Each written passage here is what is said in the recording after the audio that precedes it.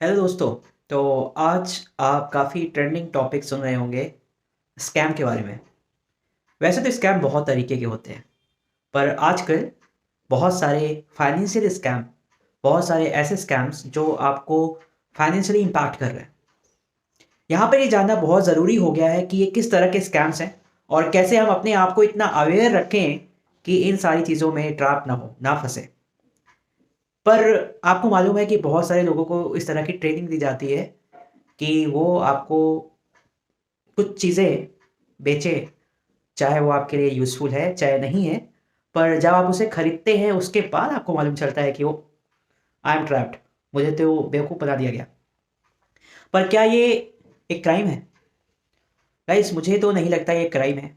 They are well trained, उनको सिखाया गया, बताया गया ताकि वो अपनी सेल्स स्किल्स को इस तरीके से यूज़ कर सकें कि आपको लगे wow! What a product. But कहीं आपको ये नहीं लगता कि आप इतने अवेयर नहीं हैं? क्या आपको नहीं लगता कि आपको इतनी समझ उस समय नहीं थी कि आप सही और गलत में डिसाइड कर पाएँ कि क्या ये प्रोडक्ट, क्या ये पर्टिकुलर स्कीम जो मुझे बताई गई है, वो मेरे लिए सही है या नहीं है? तो सिर्फ़ एक पार्टी को ब्लेम करने के लिए हमें ये भी ध्यान देना चाहिए कि हम कितना अवेयर हैं। अब मैं कुछ एग्ज़ाम्पल देता हूँ। जैसे आज के टाइम पे बहुत सारे फाइनेंशियल स्कैम्स चल रहे हैं। आपको ऐसे कॉल्स आते हैं जहाँ पर आपको बोला जाता है कि आप अपना ओटीपी शेयर कर दो और आप एक लॉटरी जीत गए हो। आपको एक मैसेज आएगा, आप ओटीपी शेयर कर दो और आपके अकाउंट में 5 लाख रुपए लॉटरी के क्रेडिट कर दिए जाएँगे। है तो ये स्कैम, पर उस समय ग्रीड, आउट ऑफ ग्रीड, लालच के चक्कर में आप क्या करते हो? ओटीपी शेयर कर देते हो और फिर आपके अकाउंट से सारा पैसा साफ हो जाता है और फिर आप कहते हो मेरे साथ तो फ्रॉड हुआ है। गलती किसकी? आपकी। आपकी भी है गलती। क्यों? क्योंकि आप अवेयर नहीं हो।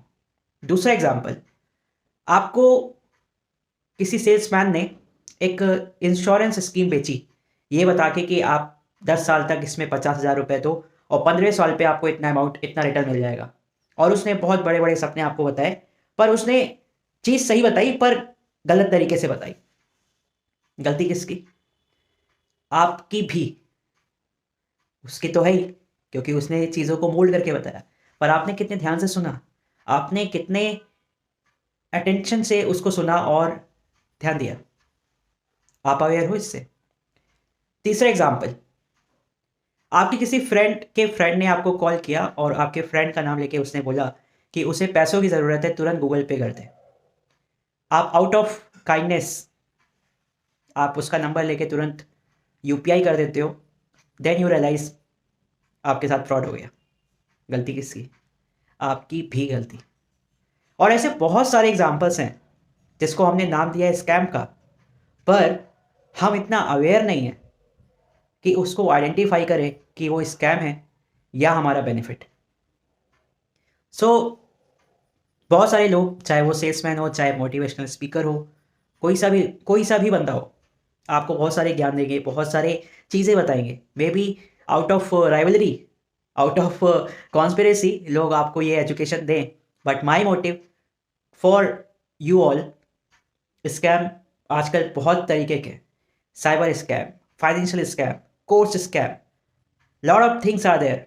डिजिटलाइजेशन हो रहा है, बेनिफिट हो रहा है, पर लॉस भी है। पर हमारी रिस्पॉन्सिबिलिटी क्या है? Are we aware?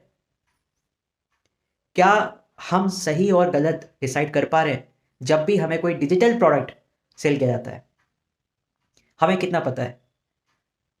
So before you go for any kind of digital product और scheme via online channel, please do not take the decision right away after the pitching.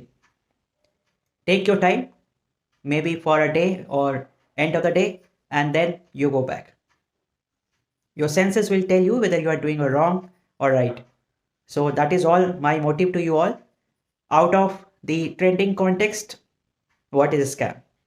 So be aware and all the best. I hope आप लोग कभी इस तरीके के scam में ना फंसे, और अगर आपके साथ ऐसा स्कैम होता है तो be aware so that you can decide. Thank you, शुक्रिया।